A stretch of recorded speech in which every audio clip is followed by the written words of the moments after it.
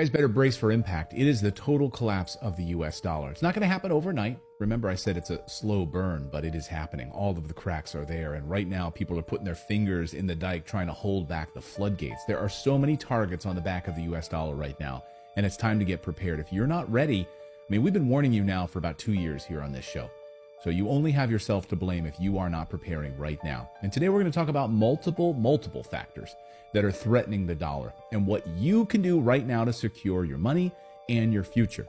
The first major challenge the dollar is facing is its lowered position as the world's principal reserve currency. This is why the United States right now is actively involved in so many wars, threatening so many countries right now, because they need to have the US dollar as the reserve currency of the world, and they back that up with guns. That's what the United States does. We will lend our military, we will bully you to use the US dollar. That's how it works. That's how it's worked for decades since the Bretton Woods Agreement back after World War II. We will also shore up your shipping lanes. You will use the US dollar, and we will secure trade routes through the Red Sea, through the Suez Canal, all of that with our US Navy. Except now, that of course has collapsed, and the US Navy can't even secure shipping lanes through the Red Sea and through the Persian Gulf as a result of Houthi rebels attacking ships and cargo containers. So we can't even secure that. So the promise of security has dwindled significantly. Now, I have a whole nother video where I deep dive this topic, and I'll link it for you here. But for now, let's go over a quick overview of this. Since World War II, the United States dollar has been the world's principal reserve currency. And what this means is that institutions and central banks use the dollar for global trade for international transactions. For instance, commodities like oil, lumber, and gold are all priced in USD.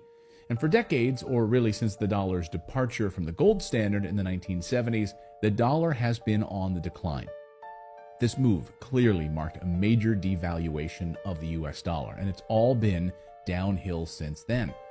Another big strike against the dollar is the major growth of China. China has become an absolute powerhouse. It's the world's largest exporter, and the GDP exceeds the United States GDP in terms of purchasing power.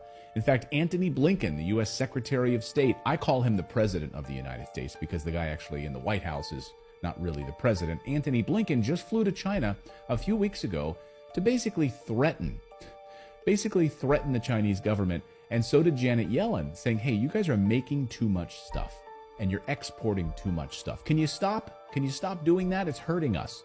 Imagine that. So right now the United States is being crushed, and of course China is now the leading exporter. Of course, it's also important to mention that funding being funneled towards the invasion of Ukraine has made the dollar less attractive to other countries. The Fed itself, it actually admits this. The Federal Reserve admits this on their very own website. We also cannot overlook the massive issue of national debt, which some may argue is the biggest